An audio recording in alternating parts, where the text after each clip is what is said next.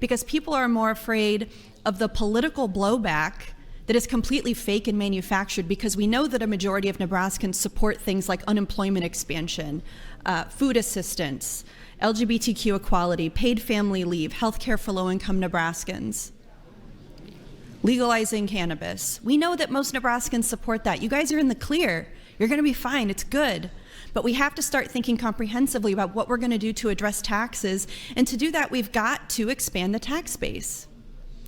Let's broaden the tax base, because over the past decade, over the past 10 years, Nebraska saw a net loss of 16,000 college graduates age 25 and up.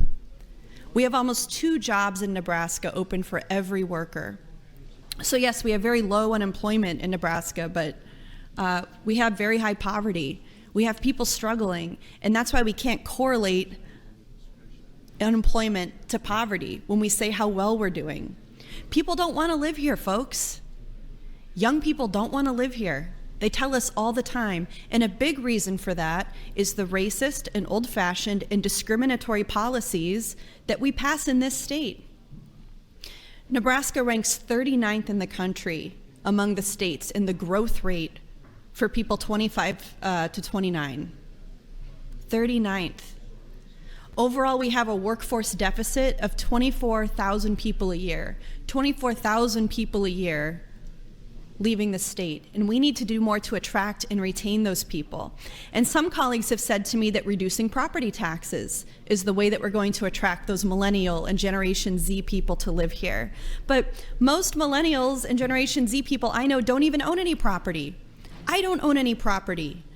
And that doesn't mean that I'm unsympathetic to people who do, and that I understand the costs of that, and that we have a crisis of that here in our state. But for many Nebraskans, the dream of homeownership is not even fathomable or within reach, because they can't get ahead because we don't pass policy in this body that says that we value them. It's very old-fashioned for our governor, Pete Ricketts, to get in front of the press cameras and say that if we legalize cannabis, we're going to kill our kids. That is ludicrous. Governor Ricketts is 56 years old. He was in college in 1991. Do y'all know what was happening in 1991 in colleges? I don't know why he's so against these things. When he says stuff like that, he sounds like he's 1,000 years old.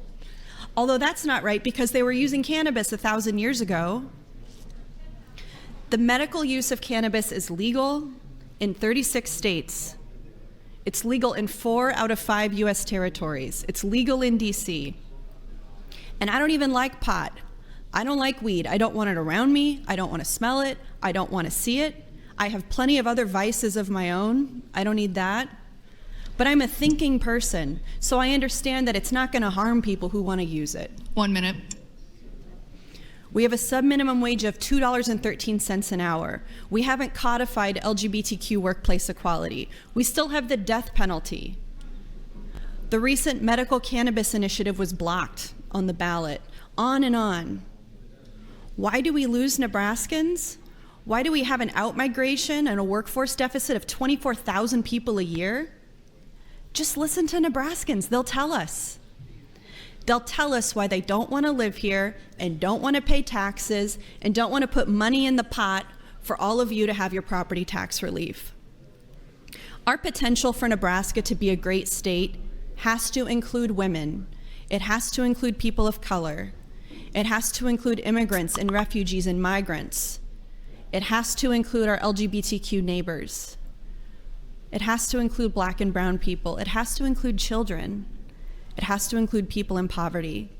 It's time, Senator. When they thrive in Nebraska, Nebraska will thrive too. Thank you, Mr. Speaker.